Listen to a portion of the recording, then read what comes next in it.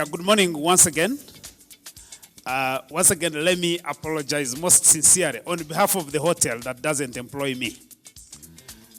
Because I think they delayed our breakfast, and I think we should collectively reprimand them. For yesterday? Oh, this one for yesterday. Okay, we shall have more breakfast after the meeting for today. Yeah, but I think I'll make sure that is sorted out administratively with the hotel management because this is pretty disruptive. Secondly, Dr. Peter Mwesige had accepted to moderate today's session. But I think for some reason, the traffic out there is unusually complicated because it was almost beating me as well. So Peter indicated that he's going to take some time to get here. Can someone help the members with the seating arrangement, those who are just coming in, please? So this morning, members, we are privileged to have Bishop Zach, who is known to most of you, who are willingly accepted to come and talk to us on the role of religious leaders in promoting and sustaining democracy and good governance in this country. And we've been joined by a number of senior citizens from the religious community. And I would probably maybe, just for the sake of knowing them, I would just invite them to introduce themselves before we start. Good morning, Mr. Chairperson. I'm called Reverend Professor Peter Matovo. I'm 69 years old. That is, on 13th of July, I shall be entering 70 years. Academically, I have 5 degrees. I have a BA in education. I have 3 master's degrees in theology, in philosophy, and in clinical psychology, and then a PhD in human intervention based on psychology guidance and counseling. I am a former professor, retired now, of Makerere University, where I served for over 40 years, retired. But I'm still a function chair. I'm a functional professor of Nkumba University, where I head the department called Psychology Guidance and Counseling. I'm a Nobel Peace Prize owner. I'm a winner, 1981. I used to work with the United Nations High Commissioner for Refugees during that time.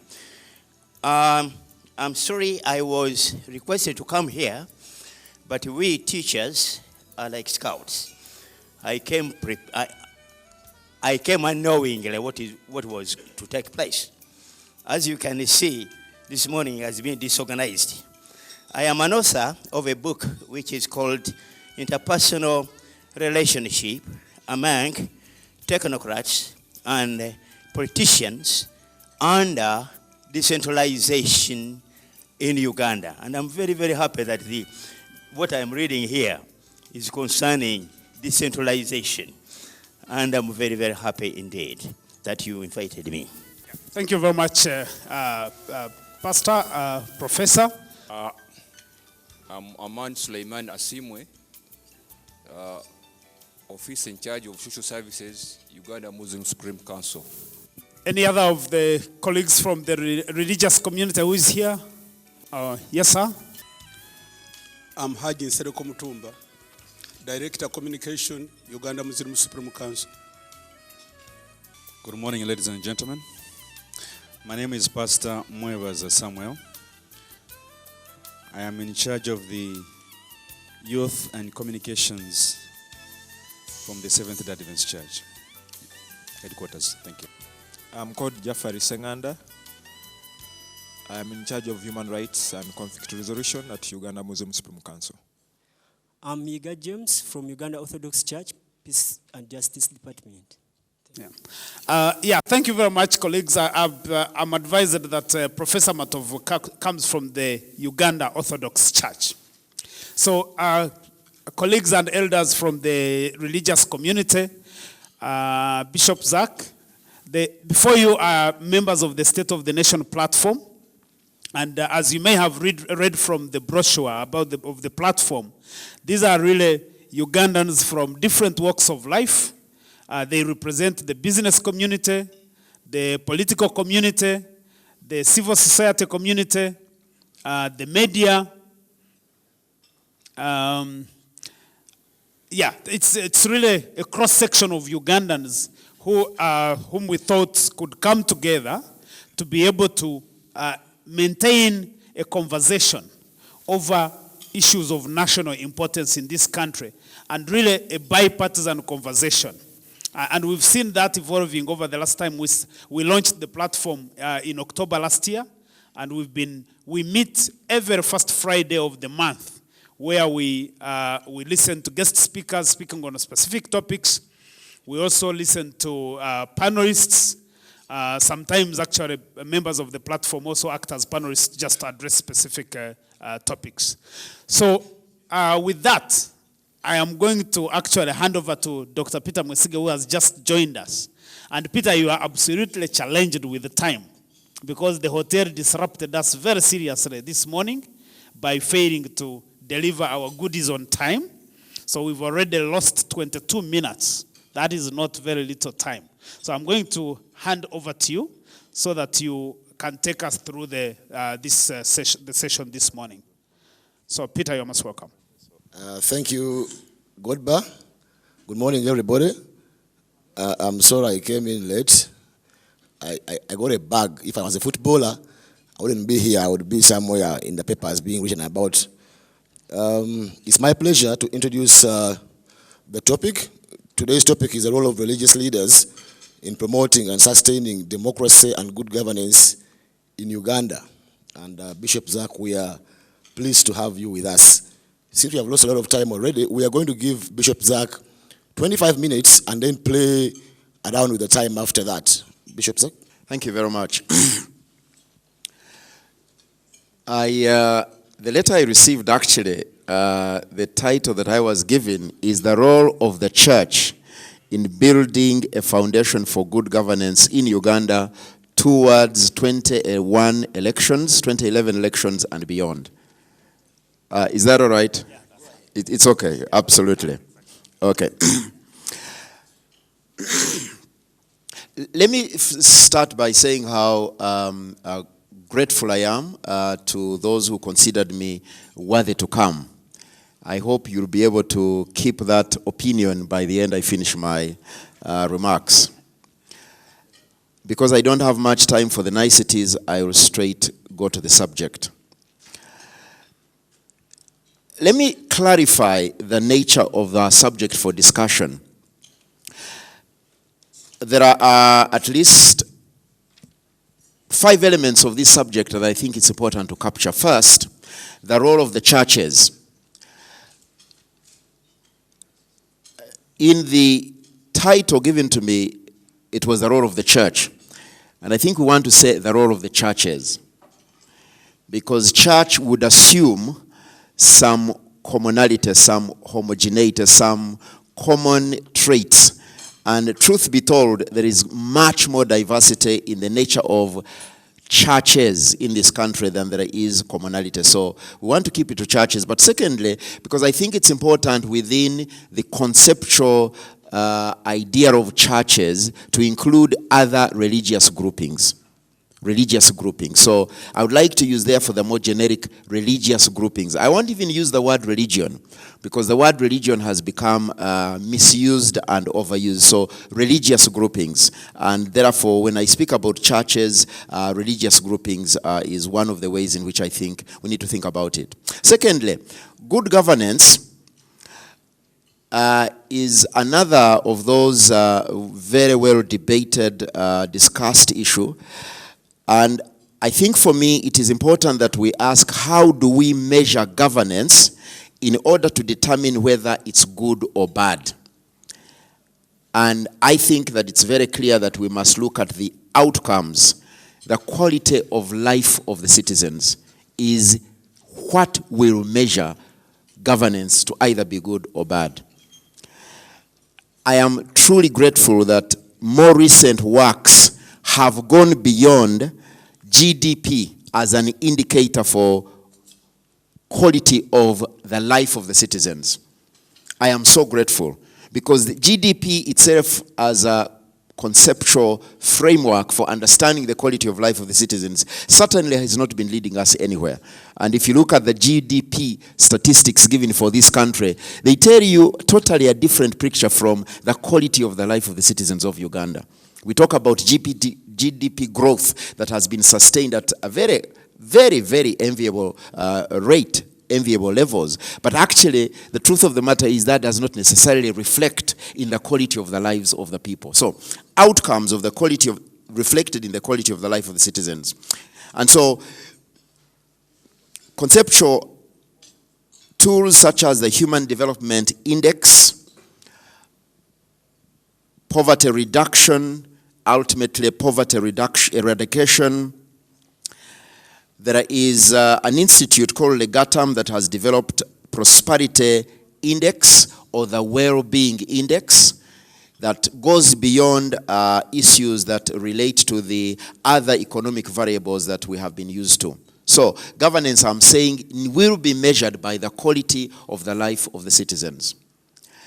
That therefore means that when we examine governance itself, we are considering institutions, policies, programs, systems, mechanisms, and structures that must deliver to the extent that we can get these outcomes. So they must be able to deliver, indeed, poverty reduction, prosperity, well-being, human development. So governance has to do, therefore, with the policies, institutions, systems, mechanisms, and structures, policies and programs that deliver these outcomes.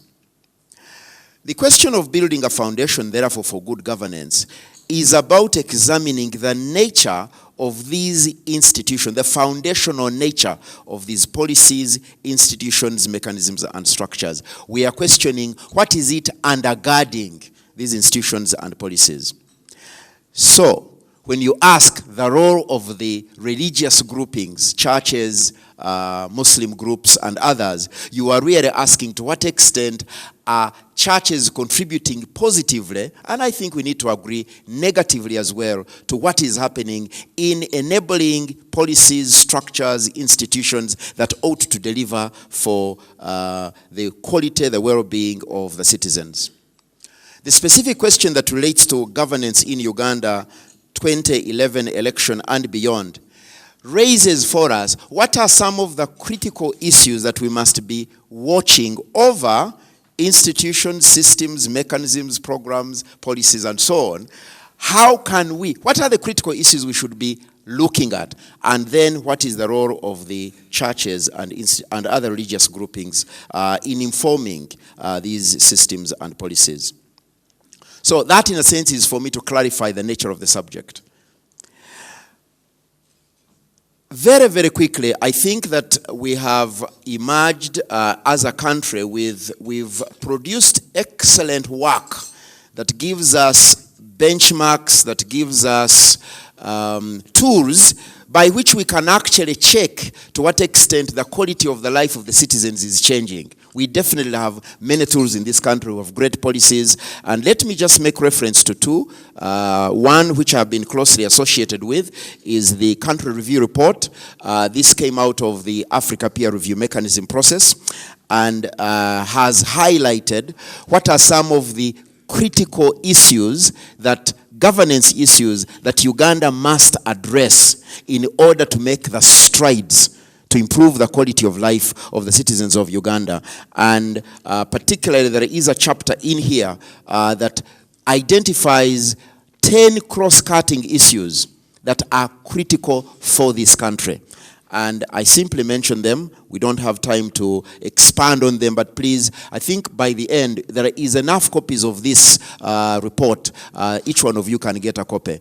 Please look at them, because Countries that have gone through similar processes and have ignored the APRM processes have paid heavily. And I could only mention South Africa and Kenya as two examples. What happened in South Africa, xenophobia, what has happened in Kenya over the last number of years was all predicted within the APRM processes of those countries, and identified the critical issues that those two countries needed to deal with but failed to address. For us in Uganda, the 10 are ratification and domestication of international standards and codes, the high population growth rate, number 2, we can't overstate this, policy implementation gaps. We are a country of great policies, remarkable startup institutions, absolutely terrible in terms of implementation.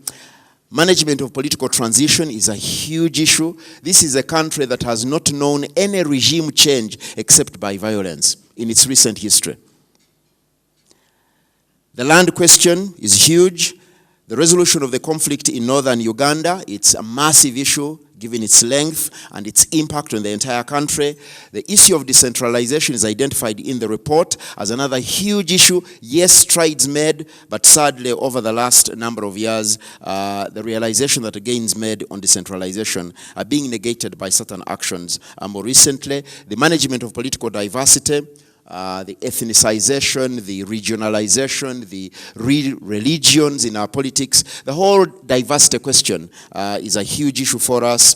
The corruption issue, no question, we can certainly be now classified as a corrupt society, no question about that. And then the overdependence on aid. I think a point to make here, especially for the civil society movement here, is how the civil society movement itself is crippled by the fact that most of civil society work is funded externally.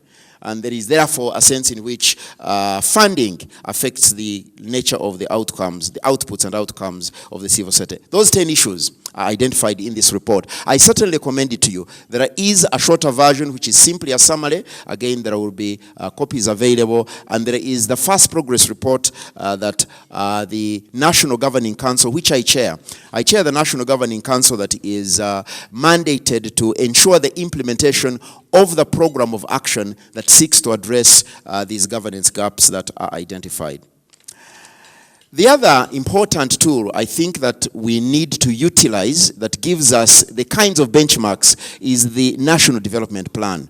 I don't have to say too much about it. I'm very sure that most of you will be conversant with this. But I should mention very briefly, particularly the principles underlying the plan. You all will be aware of the national vision. There's a great, well-stated vision of where this country needs to go. And the 9 principles are very, very important that underlie this plan. The principle of ownership, political will, good governance, resource availability, balanced development. I mean, excellent work has been done. Excellent work. Remarkable. However, we don't seem to be making progress in spite of all this. One of the things that the country review report observes the APRM process is how Uganda, possibly in terms of all the other countries in Africa, has some of the best policies. For example, we have the best institutions overall in Africa in terms of combating corruption. There is none that equals us, or policies, but we are still one of the best performers in corruption in terms of we are one of the most corrupt. How come we are not delivering? So, here is my suggestion to you. Here is my thesis. That our governance challenge is essentially political. That's our governance challenge is essentially political. So I like to call it the political challenge. And it is this, that we have a long and entrenched history of politics of patronage. It's a patronage of individuals and groups of individuals. A long history of politics of patronage. Put it this way, while our motto says, "For God and my country," that is no longer the case. It is no longer God and country first. The motto that seems to work in the politics of this country is "For me and my group first." So we could say, "For me and my group." By the way, just as a footnote, for those who come from the churches and religions, I am totally amazed at our president. I have never heard our president say, "For God and my country." I actually have never heard our president say, "For God and my country." Is that so? I want to check that. Even yesterday he did. Forgotten my country. I want to check it. Just check it. Yeah. Anyway, that aside. That aside. This whole thing about patronage is a huge issue. Is what politics of patronage. That's what I'm really saying. This patronage paradigm, I would argue, explains the political challenge towards 2011 and beyond. And I'm sure that you are more conversant with the kinds of shifts that are happening, whether it's the creation of districts, whether it's the ways in which churches and other groups are behaving or realigning themselves.